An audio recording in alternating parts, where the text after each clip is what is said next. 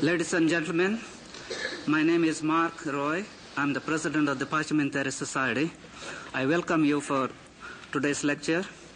I want to introduce to you the honored guest on my extreme right, Ambassador Barish from Costa Rica, Mr. Robert Mueller, Assistant Secretary General for commemoration of the 40th anniversary of the United Nations, and of course you all know our honored guest. Today we are also celebrating the 22nd anniversary of the Parliamentaris encyclical letter, which was issued by Pope John XXIII on the 11th of April 1963. So we have a double occasion to celebrate, not only of the Parliamentaris encyclical, but also we have with us our honored guest, the world teacher. You all know Mr. Krishnamurti, and I don't need any introduction for him. It is with great pleasure I present to you Mr. Krishnamurti.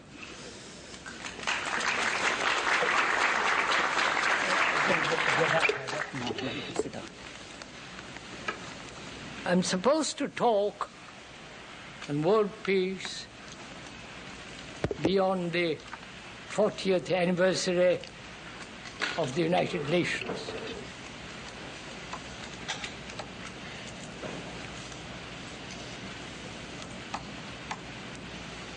Mankind, man, has lived on this earth over 50,000 years, and perhaps much longer or for a less duration. During all this long evolution, man has not found peace on earth. Pacem terris has been preached long before Christianity by the ancient Hindus and the Buddhists.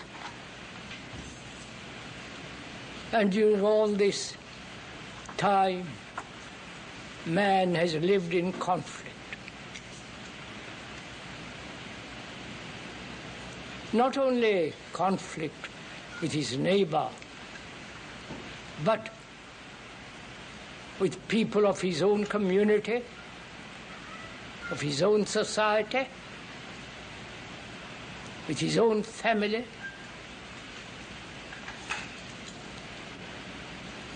He has fought, struggled against man. For the last 5,000 years, and perhaps more historically, there have been wars, practically every year. And we are still at war. I believe there are 40 wars going on at the present time. And the religious hierarchy, not only the Catholics but the others, groups, have talked about pacem terris, peace on earth, goodwill among men. They never come about to have peace on earth. And they've talked about peace in, when you die, you go to heaven and you have peace there.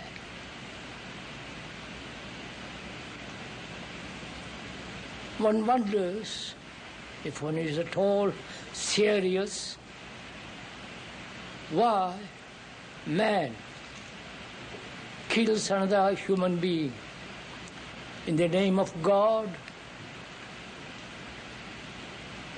in the name of peace, in the name of some ideology, or for his country, whatever that may mean, or for the king and the queen and all the rest of that business. Probably we all know this, that man has never lived on this earth, which is being slowly destroyed, why the man cannot live at peace with another human being. Why there are separate nations, which is after all a glorified tribalism, and religions, whether it be Christianity, Hinduism, or Buddhism, they're also at war with each other. Nations are at war, groups are at war, ideologies, whether it is the Russian or the American or any other category of ideologies, they're all at war with each other, conflict. And after living on this earth for so many centuries, why is it man cannot live peacefully on this marvelous earth? This question has been asked over and over again. An organization like this has been formed around that. What is the future of this particular organization? After the 40th year, beyond what lies?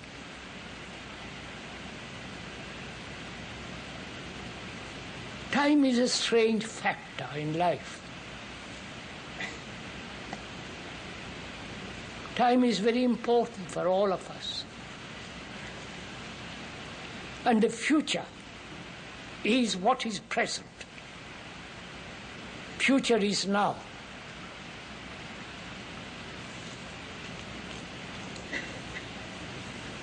Because the present, which is also the past, modifying itself now, becomes the future.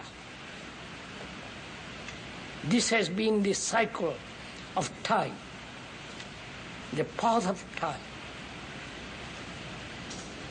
And now, not beyond 40, after 40th year of this organization, but now, at the present time, if there is no radical change, fundamental mutation, the future is what is now. And that's been historically proved, and we can prove it in our daily lives, or with man and woman are in perpetual conflict. There will be no peace on this earth. One may talk about it endlessly.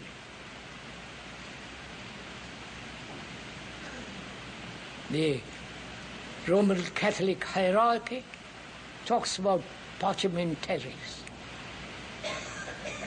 And they have been also responsible for appalling wars in the past.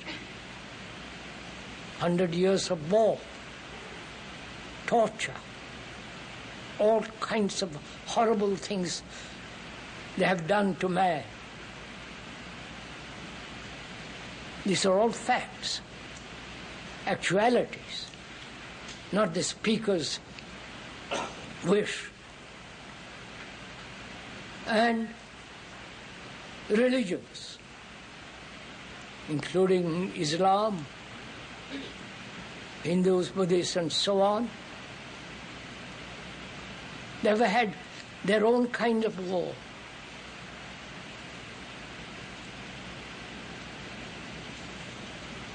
And the future, beyond the 40th anniversary, is what is going on now. One wonders if one realizes that the present is not only the past, but also contains the future.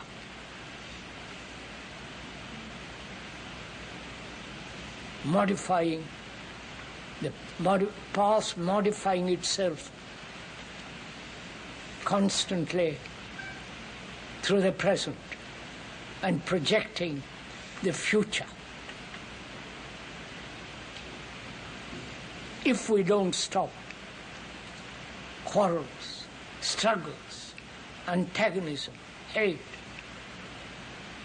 now it'll be like that tomorrow. And you can stretch out that tomorrows for 1,000 years. It'll be still tomorrow. So it behoves us to ask ourselves whether we as human beings, single or a community, or in a family, whether we can live peacefully with each other. Organizations have not solved this problem. You can reorganize, but war still goes on.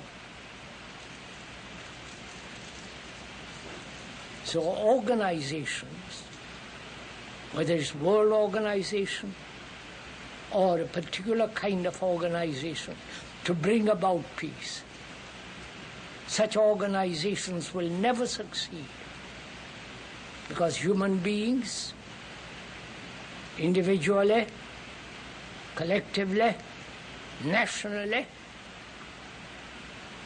are in conflict. Strong nations like America or Russia are at war with each other, economically, ideologically, and actually. Not bloodshed yet.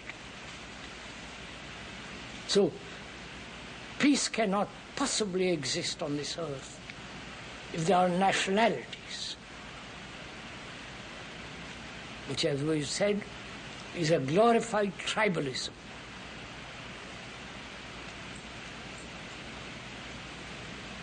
Nationalities give certain security. Man needs security. And he invests in nationalism or in a particular ideology or belief. Beliefs, ideologies, and so on have separated man.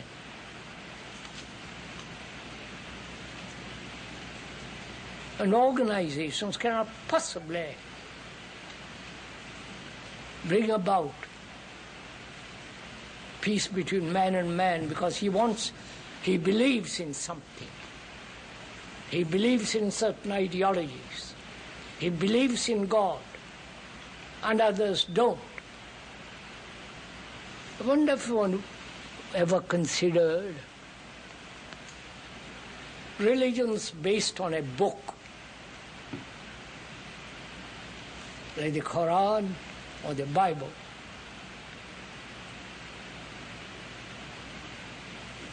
Become very bigoted, narrow, and fundamentalist. And religions like the Hindu and the Buddhist, they have many, many books, all considered sacred, real, straight from God's mouth. So, they're not so bigoted. They tolerate, they absorb. So there's this conflict going on. Those who rely or put their faith in books, and those who do not put their faith in any book. So the conflict between the book and those who accept multiple books.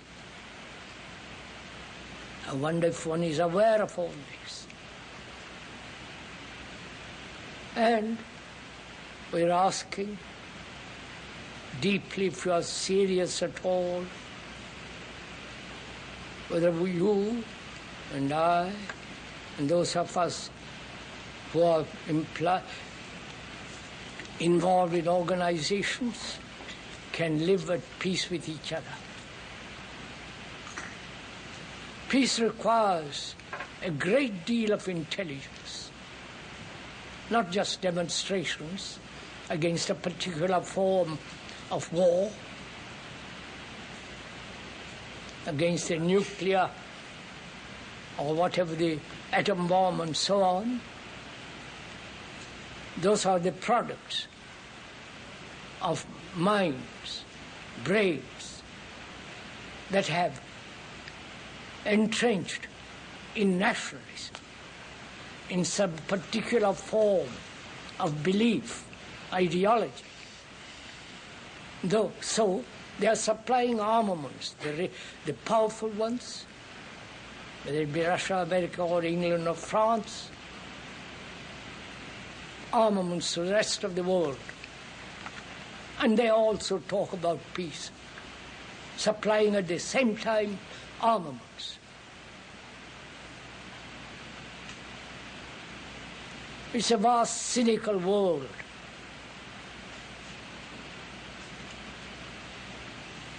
And cynicism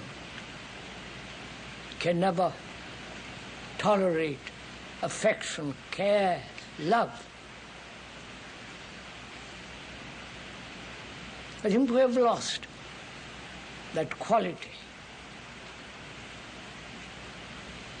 The quality of compassion. Not analyze what is compassion. It can be analyzed very easily. You cannot analyze love.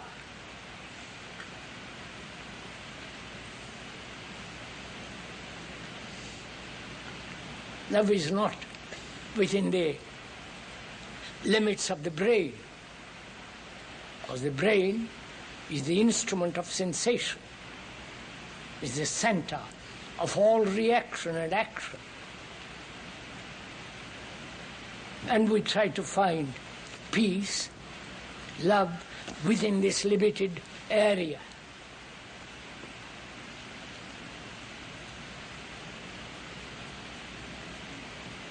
Which means thought is not love. Because thought is based on experience, which is limited, and on knowledge, which is always limited, whether now or in the future.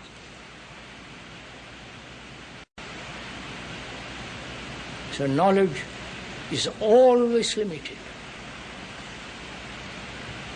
And having knowledge, which is contained in the brain as memory, from that memory springs thought. This can be observed very simply and easily. If one examines oneself, if one looks at one's own activity of thought, experience, knowledge, you don't have to read any book or become a specialist to understand your own way of thinking, living. So thought is always limited, whether it's now or in the future. And we try to solve all our problems, both technological, religious, and personal, through the activity of thought. Surely thought is not love. Love is not sensation or pleasure. It is not the result of desire. It's something entirely different. To come upon that love, which is compassion, which is its own intelligence. One has to understand oneself, what we are, not through analysis, but understanding our own sorrows, our own pleasures, our own beliefs.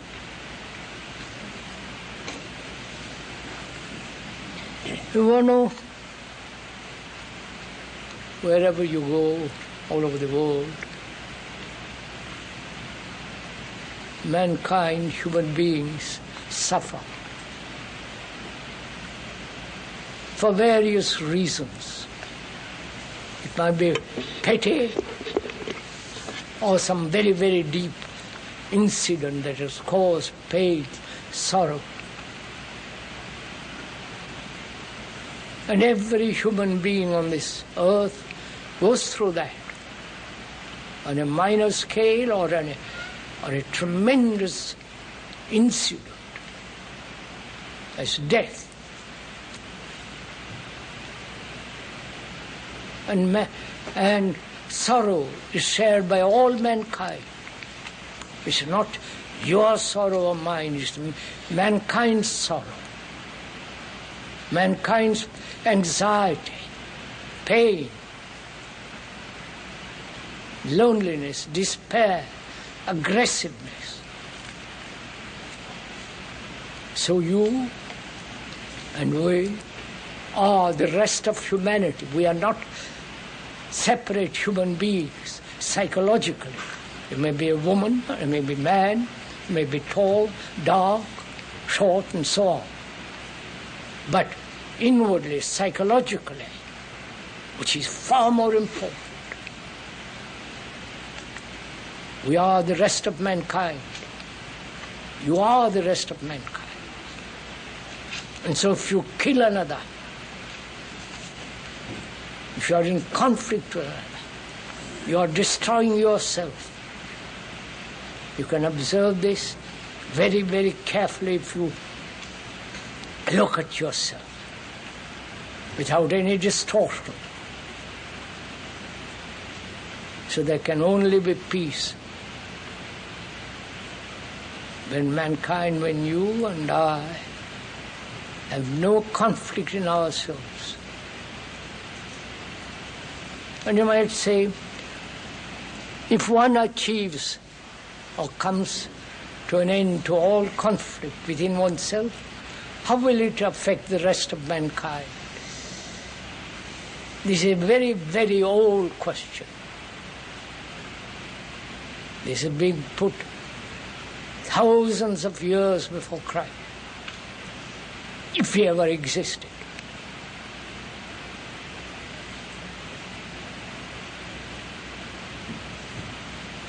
And we have to ask within ourselves whether sorrow, pain, anxiety, and all that can ever end. If one applies, looks, observes with great attention, as you look with considerable attention when you are combing your hair or shaving, with that quality of attention heightened, you can observe yourself, all the nuances, subtleties. And the mirror is your relationship between human beings. In that mirror, you can see yourself exactly as you are. But most of us are frightened to see what we are. And so we gradually develop resistance, guilt, and all the rest of that business. So we never ask for total freedom. not to do what you like, but to be free from choice.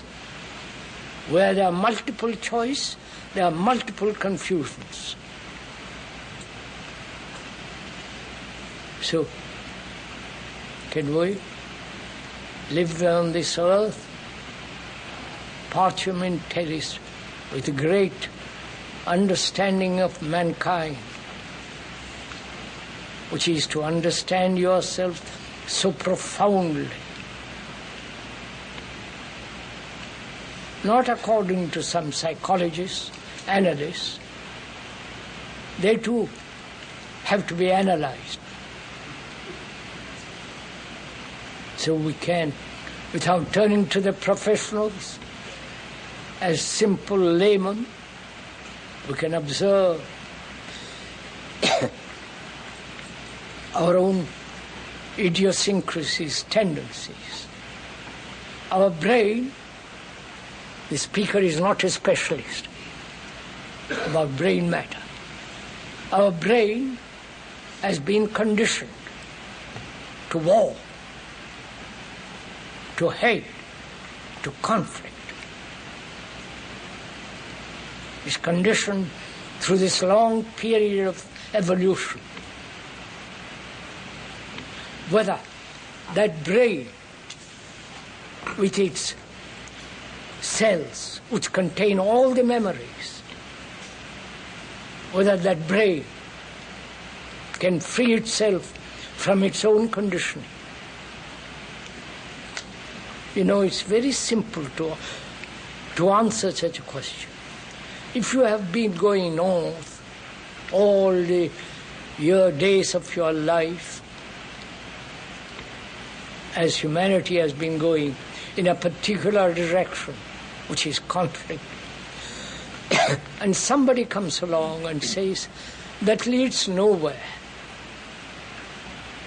and he's serious, and perhaps you are serious, then he says, go south, go east, any other direction but that. And when you actually move away from that direction, there is a mutation in the very brain cells themselves, because you have broken the pattern. And that pattern must be broken now, not 40 years or 100 years later. And can human beings have the vitality, the energy to transform themselves into civilized human beings, not killing each other?